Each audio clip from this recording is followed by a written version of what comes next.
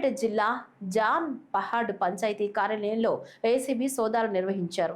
ఈ సోదాలో Mahabub Nagar DSP CH Balakrishna పాల్గొన్నారు. ఈ సందర్భంగా బాలకృష్ణ మాట్లాడుతూ పాలకవీడు మండలం జాన్ పహాడ్ గ్రామ పంచాయతీ కార్యదర్శి ఇంజమూరి వెంకయ్యపై ఏసీబీ అధికారులు కేసు నమోదు చేశారు.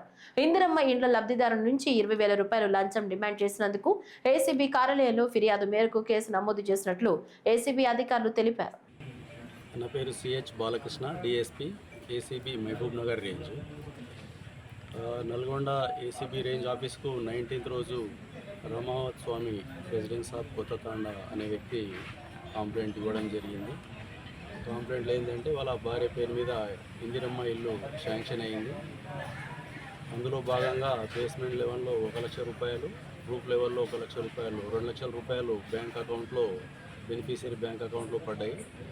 అట్టి విషయము పంచాయత్ సెక్రటరీ ఈ వెంకయ్య గారు తెలుసుకొని వాళ్ళకు ఫోన్ చేయడం జరిగింది. మీ అకౌంట్లో డబ్బులు పడ్డాయి, అందులో 2 లక్షలు పడ్డాయి కాబట్టి 20,000 తీసుకొచ్చి ఇవ్వాలా, 20,000 ఇవ్వకపోతే నెక్స్ట్ అమౌంట్ ఫర్దర్ ప్రొసీడింగ్స్ అన్నీ ఆపేస్తా అని చెప్పేసి చెప్పడం జరిగింది. లాస్ట్కు 15,000 ఇవ్వాలని చెప్పిండు. ఫస్ట్ ఇప్పుడు 10,000, థర్డ్ ఫేజ్ శాంక్షన్ అయినాక 5,000 ఇవ్వాలని చెప్పింది. ఆయనకు ఇవ్వడం ఇష్టం లేదు కాబట్టి ఏసీబీ ఆఫీస్ నల్గొండకు వచ్చి ఫిర్యాదు చేయడం జరిగింది.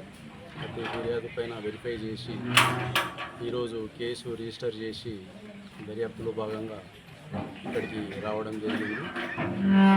ఏవో పంచాయత్ సెక్రటరీ ఈ వెంకయ్య గారిని అదుపులోకి తీసుకొని కేసులో భాగంగా విచారణ చేయడం జరుగుతుంది.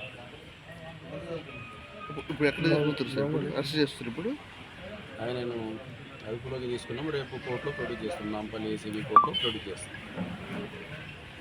సార్ పై అధికారులను కూడా ఎంక్వైరీ చేస్తారా సార్?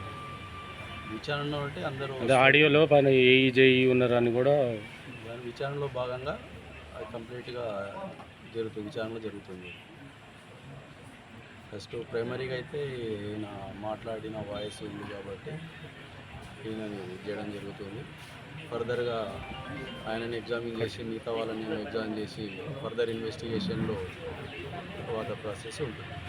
సార్ ఆ 20,000 ఇంకా అమౌంట్ ఏమన్నా ఎక్స్ట్రా? 20,000 2 లక్షలు శాంక్షన్ అయింది కాబట్టి 20,000 ఇవ్వమన్నారు. అంటే మొత్తం 5 లక్షలు 10 లక్షలు అనేది ఒక ఫేజ్కు శాంక్షన్ అవుతుంది కదా సార్. ఇవ్వమన్నాడా తీసుకున్నాడా?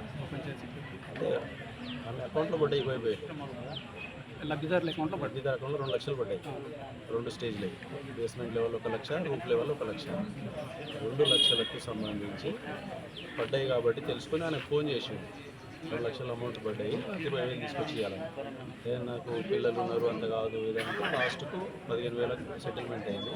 10,000 ఇప్పుడు ఇవ్వండి, మిగతా 5,000 థర్డ్ ఫేజ్లో శాంక్షన్ అయినాక ఇవ్వండి అని చెప్పేసి చెప్పడం జరిగింది.